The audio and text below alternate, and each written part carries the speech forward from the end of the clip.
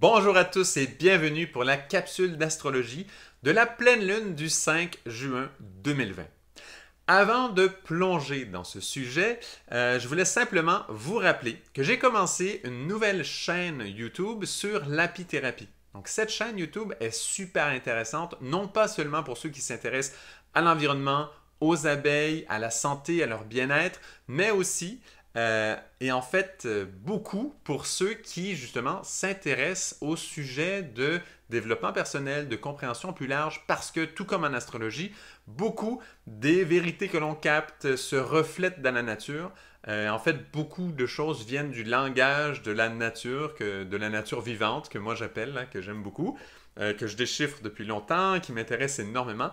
Et dans ces capsules d'apithérapie, j'essaie toujours de glisser des points comme ça. Donc, je suis certain que ça va en intéresser plusieurs. La capsule là que je sors en même temps que celle-ci d'astrologie, c'est une justement sur les chakras reliés à l'apithérapie. Donc, vous allez voir, ça sonne un peu drôle comme ça. Quel est le genre de liens qui peuvent être faits?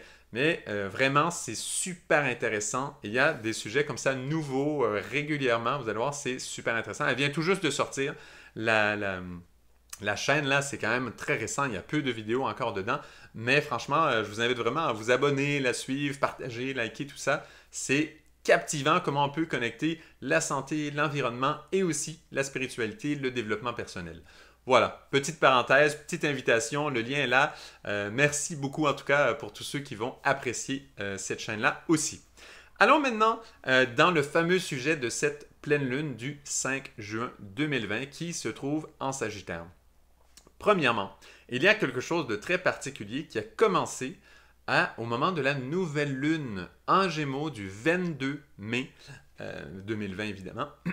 Et donc, ce qui s'est placé, c'était que le Soleil, qui était là en nouvelle lune, donc conjoint à la Lune, évidemment, avait commencé déjà un carré à Mars, qui était, lui, en tout début Poisson. Donc, Soleil, début Gémeaux, Mars, début Poisson. Soleil à 2 degrés Gémeaux, Mars, 6 degrés en Poisson. Donc déjà, il y avait un carré qui avait été mentionné. On en avait parlé un tout petit peu dans la capsule de la nouvelle lune qui, au moment où je fais la vidéo, vient tout juste de se passer. Mais ce carré-là, en fait, parce qu'on sait que le Soleil et Mars, quand Mars n'est pas en période de rétrogradation, n'est pas trop affecté par sa rétrogradation, vont avoir un rythme qui va se ressembler au niveau de leur avancement dans le zodiaque. Et donc, c'est pas exactement pareil, mais ils vont quand même se suivre de relativement près. Et c'est exactement ce qui se passe. Donc, ce carré se poursuit et se précise jusqu'au moment de la pleine lune en Sagittaire du 5 juin. Donc, et c'est vraiment le point central parce qu'en plus, Mars lui continue sa course, est un petit peu plus lent en ce moment-là, en tout cas que le Soleil. Et donc, il lui va s'arrêter à 15 degrés en Poisson. Le Soleil, au moment de la pleine lune, est exactement aussi à 15 degrés en Gémeaux. Et donc, il y a un carré là parfait, donc vraiment au degré près. Pas à la minute près, mais quand même au degré près. Et il y a Neptune qui n'est pas loin. Il y a Neptune qui est à 5 degrés, à 20 degrés donc en Poisson. Donc, on a conjonction Mars-Neptune qui fait carré au Soleil. Et le Soleil, lui, est en conjonction avec Vénus. Hein, vous vous rappelez que justement dans la nouvelle lune, Vénus était en conjonction à Mercure et il faisait un carré déjà à ce moment-là à Neptune. Et donc tout ça se poursuit. Vénus, son carré à Neptune, lui, est beaucoup moins précis là, parce qu'elle est rétrograde. Donc bon, mais quand même, on a finalement comme grand aspect de cette pleine lune, c'est vraiment ce qui ressort. Tous les autres aspects sont très secondaires. Donc, ce qui ressort, c'est exactement ça. On a Soleil conjoint Vénus en Gémeaux, en plein milieu du Gémeaux, qui fait carré à la conjonction Mars-Neptune en Poisson, qui à son tour fait carré à la Lune, évidemment, en Sagittaire, qui est cette fameuse pleine lune qui, elle, est opposée évidemment au Soleil, et donc au Soleil et à Vénus, puisqu'ils sont conjoints. Donc, vous voyez ce triangle rouge qui est formé de ces deux carrés et cette opposition. C'est vraiment, lui, le grand aspect. Et on voit qu'il y a une progression par rapport à la nouvelle lune, parce que le carré avec Mars se poursuit. Il va d'ailleurs continuer jusqu'au 12-13 juin, où à ce moment-là, Mars sera en conjonction très précise à Neptune et la Lune passera aussi, s'ajoutera à cette conjonction. Donc nous aurons le 12-13 juin, là, nous aurons la conjonction Neptune, Mars et Lune, tous ensemble au même point, qui feront carré au Soleil en Gémeaux. Donc tout ça pour dire que ce carré avec Mars est extrêmement important. En réalité, il est très clé et il concerne directement le lien avec Neptune.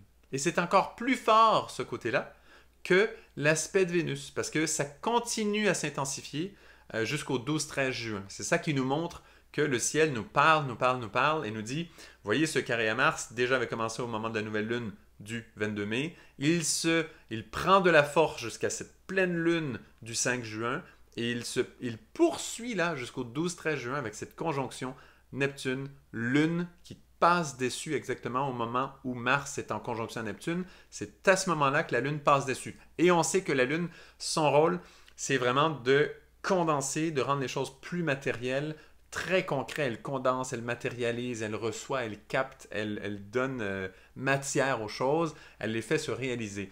Donc, on voit que ce carré-là, il marche vers une concrétisation. Donc, on va parler de l'influence bientôt plus en détail, mais juste pour bien comprendre que c'est l'aspect où c'est le plus clé, qu'on sait que cet aspect-là va se matérialiser. Ça ne restera pas là dans les airs comme un aspect qui peut-être va faire quelque chose. Lui, il va vraiment agir et ça concerne le lien entre Mars et Neptune. C'est très fort ce lien-là, Mars-Neptune. Allons le creuser justement, ce lien, pour commencer à comprendre ses influences. Le fameux lien Mars-Neptune en Poisson.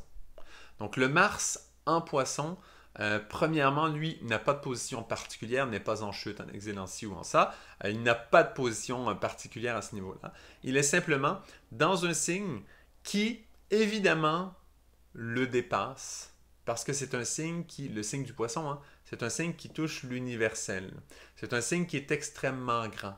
Mars peut quand même bien se développer dans ce signe. Pourquoi? Parce que Mars aime aller explorer. Si vous regardez le symbole de Mars, vous avez un cercle avec une flèche qui en sort. Donc le Mars, il veut sortir de là. Il veut sortir de lui-même, de sa petite énergie pour aller chercher quelque chose. Il convoite quelque chose, il veut aller posséder, conquérir quelque chose. Et donc lui, il part vraiment en mission. Et comme il est dans le monde des poissons, c'est pour ça qu'il n'est pas ni en chute, en exil. Il n'est pas en position de difficulté, on pourrait dire, ou une position un peu plus cachée, avec une influence bien sûr forte, mais cachée. Il est dans une position où il est un peu, comme on va dire, normal. Il n'a pas d'influence trop particulière, parce qu'il a de l'espace pour aller explorer. C'est pour ça que, même s'il est dans un monde qu'il dépasse de beaucoup, lui, en fait, Mars, dans un monde qu'il dépasse de beaucoup, il ne se sent pas très mal. Ce n'est pas comme Mercure, qui, lui, essaie de comprendre tout. S'il ne comprend pas, si la logique le dépasse, il ne se sent pas très bien. Lui, il veut avoir accès à comprendre tout, à bien connaître chaque détail, tout ça. Alors lui, évidemment, Mercure, en Poisson, il est vraiment dépassé beaucoup.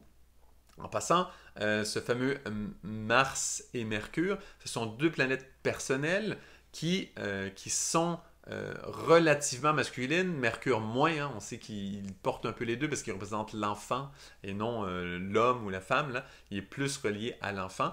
Mais malgré tout, il y a un côté quelque part masculin à ce Mercure dans ce sens. Ce sont les masculins dans le sens que il est quand même très dans l'action. Donc il y a une émissivité, mais il y a aussi une compréhension dans le Mercure parce que c'est le plan mental.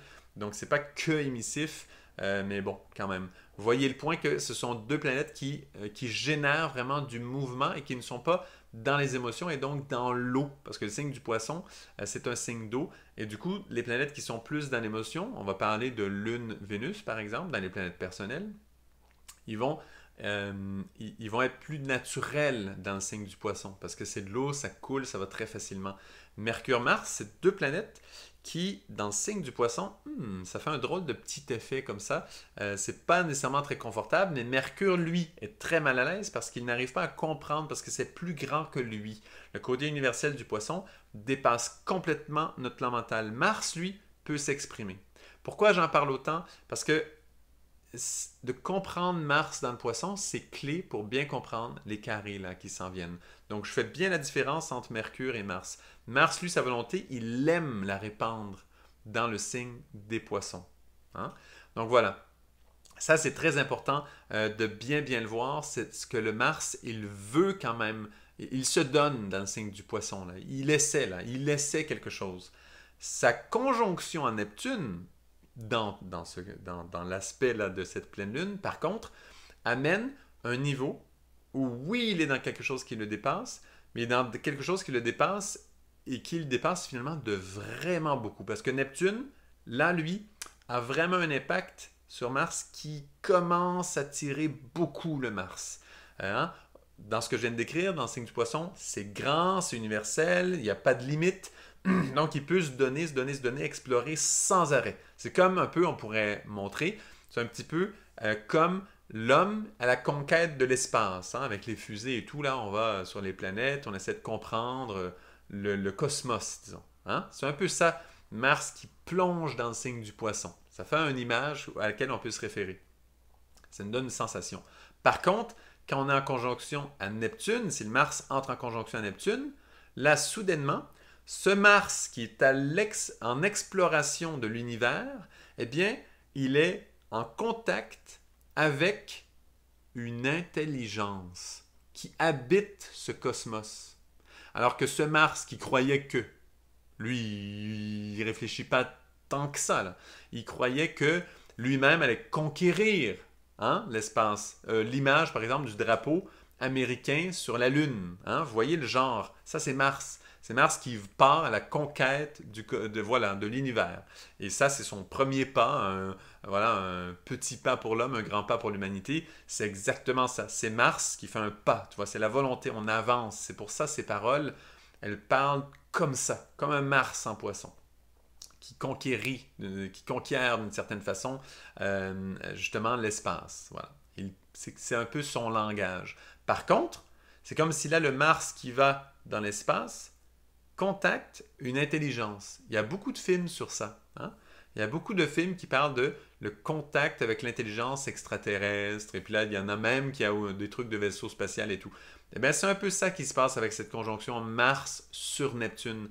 Neptune qui a comme mission de nous ouvrir au plan divin, de nous ouvrir vraiment au monde spirituel, vraiment, c'est ça sa mission. Eh bien, il amène Mars dans un monde où ça le dépasse complètement. Je vais donner une autre image que l'image de l'espace. Les fameux chevaliers, hein? Le roi Arthur et toute l'équipe avec lui, tout ça, là, toute cette quête du roi Arthur, par exemple. Eh bien, vous connaissez peut-être, il y a une version, hein, les brumes d'Avalon, je crois, ou relié en tout cas avec ce monde d'Avalon, où justement le chevalier est amené dans un royaume qui est relié au plan divin. C'est un petit peu ça, Mars en conjonction à Neptune en Poisson. Il est, oui, à la conquête de quelque chose d'infini, parce que le chevalier sait que la quête du Graal, quelque part, c'est un peu infini. Il sait que ce n'est pas facile à trouver, et que le jour qu'il va le trouver, ben, le monde va changer, et il sait qu'il continue, il donne tout dans un monde un petit peu infini, là, où il n'y a pas de limite. Et donc, il pousse, et là, il contacte cette énergie neptunienne quand il y a la conjonction et ça le dépasse complètement. Et là, il se rend compte de qui il est. Il se rend compte que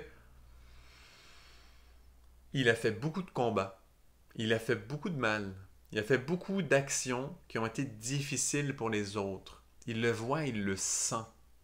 Et là, il se sent un peu perdu parce qu'il sent « Oh, mais en fait, quand je suis en contact avec ce plan plus élevé, qui est relié au plan divin, je ne peux plus me comporter normalement comme je faisais. Je ne peux plus faire un combat et tuer l'autre, et être content et crier de joie et me dire « Ça y est, j'ai gagné ». Tu vois, on ne peut plus faire ça. C'est impossible. On ne peut plus se réjouir du malheur des autres parce qu'on est en contact avec le plan divin. Et là, il y a une éthique du chevalier qui le propulse vers un côté beaucoup plus royal. Un côté qui amène, par exemple, dans les grandes lignées, oui, de chevalier, ok de combattant, mais qui avait aussi une éthique extrêmement grande. On pense là, dans les arts martiaux, il y avait certaines lignées qui étaient justement, qui avaient un côté éthique très très élevé. On va penser aux Templiers par exemple.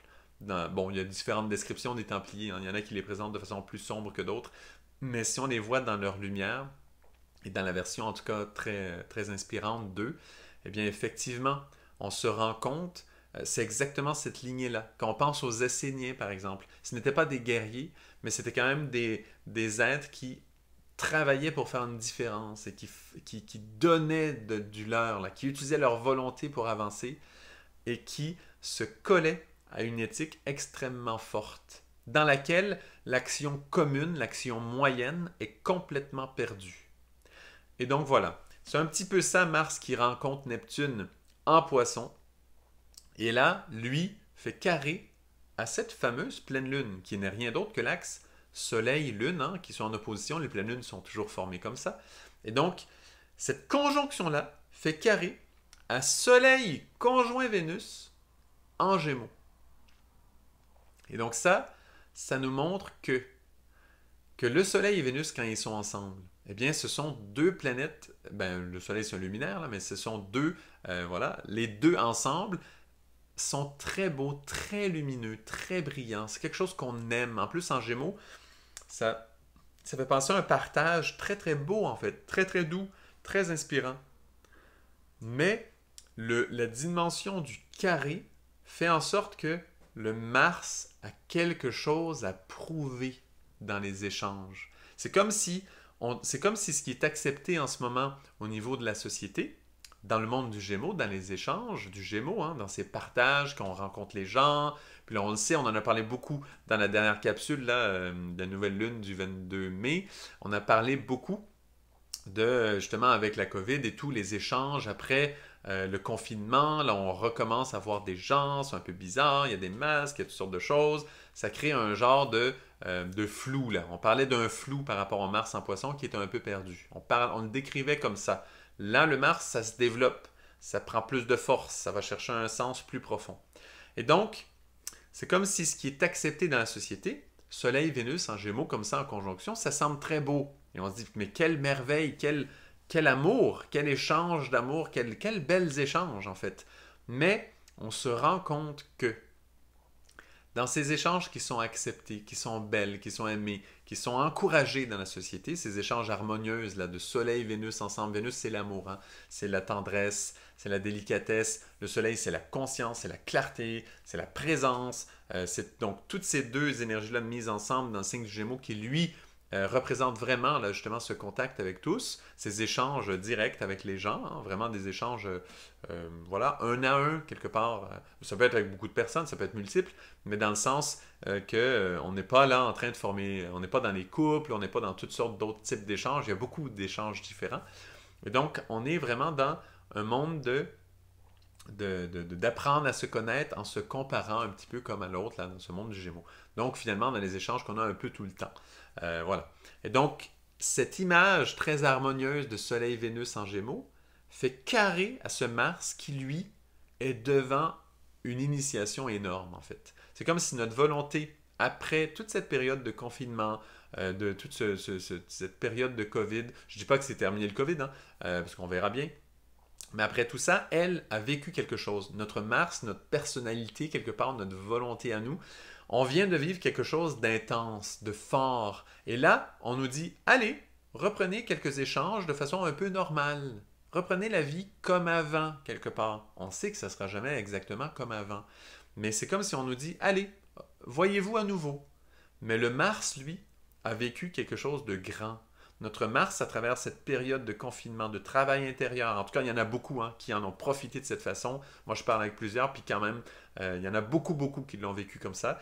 Dans cette période-là, le Mars, notre volonté, hein, c'est ça le Mars, notre personnalité, notre volonté, nos désirs, tout ça, a été touché, ce Neptune, finalement, en Poisson. Il a atteint ça. Et là, ça fait carré avec ce supposé bonheur des échanges légers, comme ça, larges. Et qu'est-ce qu'on a hâte de respirer, de revoir les gens naturellement, sans masque, tout ça.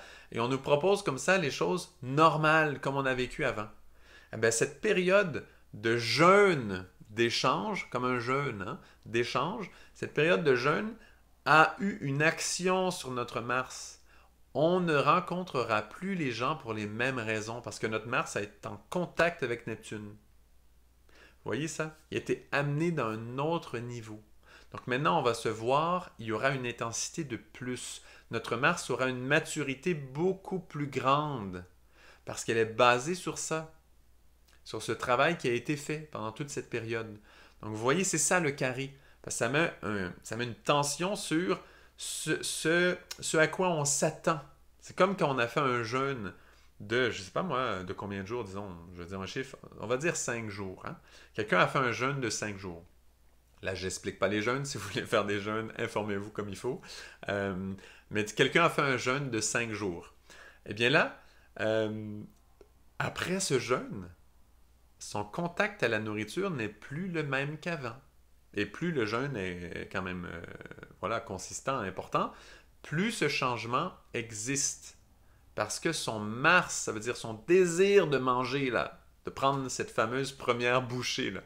Ce fameux désir, ceux qui n'en peuvent plus là, dans un jeûne, qui se disent « Ah, j'en peux plus, il faut que je mange et tout ». Ça, c'est leur Mars qui dit « Je veux la bouchée ». Et donc, ce Mars, après un vrai jeûne là, qui a été tenu, bien vécu, travaillé, tout ça, il a évolué. Donc évidemment que souvent, quand on reprend une bouchée, on sent que tout revient. Hein? Après un jeûne, là, tranquillement, il y a toutes sortes de choses qui reviennent, des mémoires, de cette force justement de Mars revient beaucoup. Et donc, mais là, malgré tout, elle a changé, elle a évolué. Quelque chose, elle a eu une initiation quelque part. Elle a eu un changement en elle. Sa conscience s'est élargie. Ce Mars, cette force de la personnalité, elle s'est ouverte à quelque chose de plus. Et donc, c'est comme si, justement, la graine, le grain, a été mis en terre et il a germé quelque part. Il s'est ouvert à quelque chose de nouveau. Il ne sera plus jamais un grain. C'est terminé. Il ne sera plus simplement un grain. Il devient une plante. Il devient autre chose. Sa force personnelle est au service de quelque chose de plus grand. C'est comme le Mars qui a été se mettre dans le couvé un peu par Neptune en Poisson, qui en a pris soin et qui lui a donné une autre perspective, une autre dimension. Et c'est ça la tension, ce fameux carré Mars-Neptune, carré Soleil-Vénus en Gémeaux. Hein, c'est tellement contre-intuitif parce qu'on l'aime, Soleil-Vénus en Gémeaux, on trouve c'est doux, c'est des belles échanges, on en rêve de ça, on est content que ce soit comme ça. En plus, la Vénus est rétrograde, hein, donc ça nous dit, il y a quelque chose là. Aller approfondir dans cette tendresse vénusienne. Et justement, cette tendresse, on nous demande d'aller chercher à un niveau beaucoup plus profond que cette légèreté, un peu cliché du Gémeaux, hein, parce que le Gémeaux en tant que tel, lui, n'est pas léger. Il est extraordinaire, le vrai signe du Gémeaux. Mais très souvent, au niveau humain où on le vit, c'est souvent un niveau d'interprétation, un niveau de lecture, un niveau de symbole qui va être un peu léger, un petit peu comme en surface. Alors que là, la Vénus, justement, elle est rétrograde dans le signe du Gémeaux à ce moment-là. On nous dit, va chercher cette Vénus plus profondément. Va chercher la tendresse à un endroit que tu n'as encore jamais senti. Approfondis tes échanges. Vas-y, pousse dans ce sens. Et bon, ça c'est un niveau de lecture. Il y en a plein des niveaux de lecture. Hein. Moi je le dis souvent, il ne faut pas s'arrêter à un seul niveau de lecture en astrologie. Il y en a beaucoup, beaucoup. Il faut aller voir celui qui nous parle le plus. J'en dis un autre, juste pour montrer à quel point il y en a beaucoup. Et après, chacun le vit à son niveau. Moi, j'ai parlé de celui-là parce que c'est celui qui m'intéresse le plus. Il y en aurait un autre qui serait que ce fameux carré amène un flou pas possible dans les relations, parce que tu as Mars, Vénus, donc toute cette dimension d'échange émotionnel, astral, parce que Mars aime Vénus, recherche Vénus, Vénus aime être aimé par Mars, donc ils se recherchent et il y a beaucoup d'échanges astral, émotionnels entre les deux. Donc quand ils sont en carré comme ça, Mars collé à Neptune, il y a un flou pas possible, il peut dépasser certaines limites, donc il peut faire une énorme tension et au niveau relationnel, ça peut créer un cafouillis incroyable. Vraiment des grandes tensions à ce niveau-là. Donc vous voyez le genre de choses, hein? Ça peut déraper dans ce sens, mais moi, jamais je ne vais encourager ce genre d'interprétation. Pourquoi? Parce que j'encourage tous à vivre la même chose, la même énergie, à un niveau un peu plus élevé. C'est pour ça que je parle de notre Mars, de cette personnalité qui a rencontré Neptune et qui est entré sur un terrain sacré.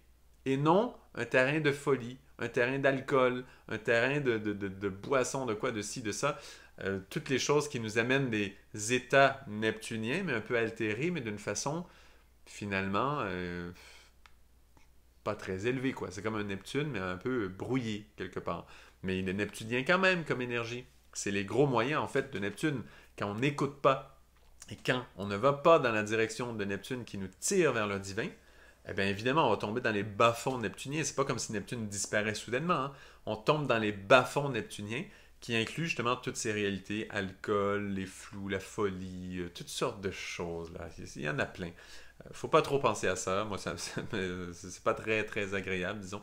C'est mieux de se concentrer sur les points qui vont nous amener vers cette compréhension à un niveau de lecture des mêmes symboles, les mêmes aspects, mais un peu supérieur. Donc ça, c'est pour ça un peu hein, que moi j'en parle comme ça. J'essaie toujours de présenter cette lecture-là, parce que là où on pense, là où on regarde, c'est là où on va. Si vous y pensez, quand vous conduisez, c'est exactement ça.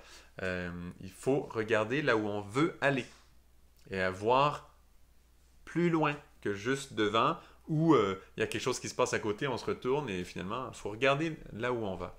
Et donc, c'est pour ça que quand on regarde le côté, une grille de lecture des mêmes aspects, mais on va dire relativement élevé, relativement, hein, parce qu'évidemment, il y a plus élevé que ce que je nomme là, j'essaie quand même d'amener quelque chose qui est le plus possible à la portée de tous, de moi-même d'ailleurs, pour pouvoir justement que ce soit inspirant, mais quand même accessible. C'est un peu l'idée. Bon, voilà. Donc, c'est ça la nature de ce fameux carré. La Lune, elle, qui est en pleine Lune en Sagittaire, donc elle vient participer justement à ce carré parce qu'elle fait carré aussi à Mars, Neptune en Poisson. Et ça, c'est un carré super intéressant hein, parce que le carré Neptune avec des planètes en Sagittaire, si vous vous rappelez, en 2019, on avait eu le carré qui avait duré très longtemps où il y avait Jupiter là, en milieu Sagittaire, qui avait fait carré à Neptune longtemps. Donc la position de la Lune rappelle un peu cet écho. Et ça nous fait penser, c'est un travail qu'on a fait beaucoup hein, en 2019, c'est d'approfondir au niveau philosophique, d'aller chercher plus loin, d'amener un côté large, universel à cette pensée du Sagittaire qui, elle, veut arriver à maîtriser les choses. Mais pour maîtriser, en général, on doit toujours mettre certaines limites. Le Sagittaire met des limites quand même très vastes, très grandes. Donc c'est déjà très bon. Mais dans ce carré au signe des poissons, c'est comme si ce qu'on ressent, ce qu'on reçoit dans notre lune, qui est toute cette sensation. Hein. La lune, c'est très sensible. Donc tout ce qu'on reçoit avec notre sensibilité de la lune là en Sagittaire, donc tout ce qu'on reçoit là, c'est comme si, même si c'est quelque chose de très large, très grand, c'est le Mars-Neptune veut s'assurer que dans cette sensibilité, on inclut le fait que notre Mars, notre volonté est changée, est transformée et veut aller plus loin que ce qu'elle a connu jusqu'à maintenant. Donc c'est comme si dans notre sensibilité, dans tout ce qu'on va... Parce que notre sensibilité est importante, parce qu'elle définit comment on réagit aux choses. Quand on ressent quelque chose d'intense, notre réaction,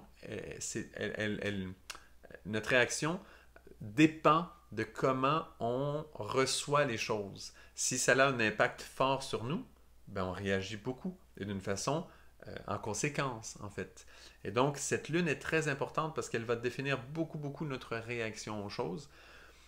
Et là, ce carré, c'est Mars qui dit il faut absolument tenir compte de ce qu'on a vécu dans notre Mars, là, dans notre solitude, là, ce Mars qui a été rencontré Neptune dans cette...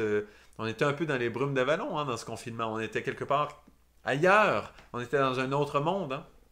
Hein. Pour plusieurs, hein, pas pour tous, mais quand même pour plusieurs, on était dans un autre monde et le Mars a été touché, ce Neptune en Poisson.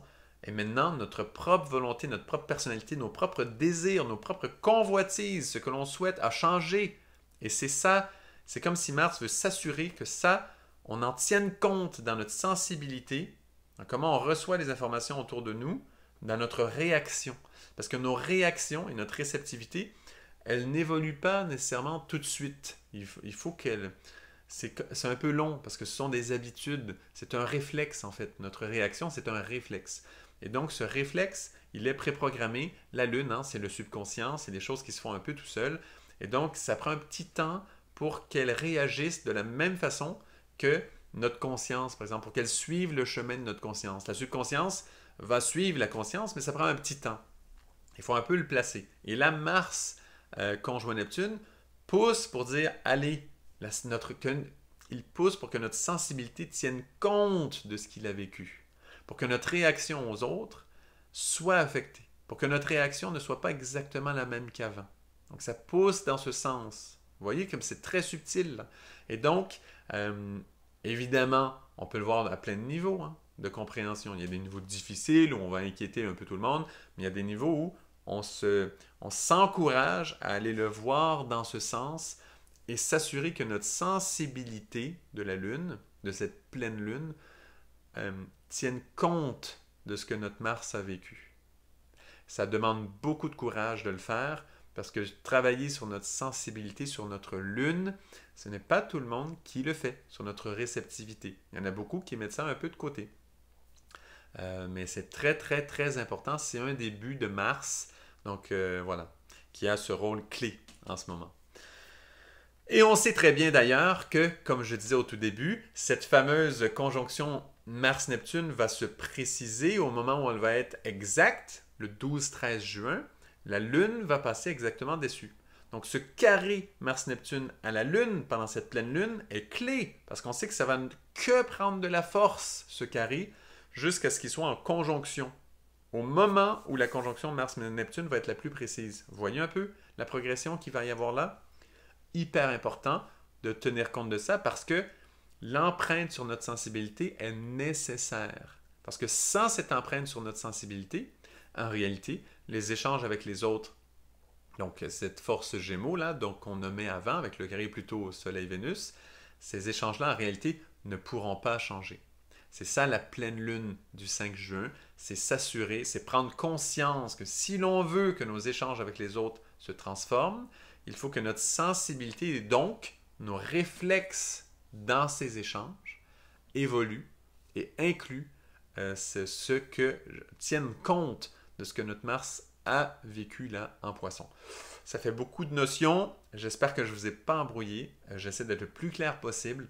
Mais franchement, pour moi, c'est super beau. Si jamais, je crois que tout est dit, hein, mais je sais que c'est beaucoup. Si vous avez besoin, vérifier, là, réécouter s'il faut. Là. En tout cas, c'est super beau ce travail-là de cette fameuse pleine lune en Sagittaire. Ça nous fait faire un grand, grand, grand pas en avant, justement.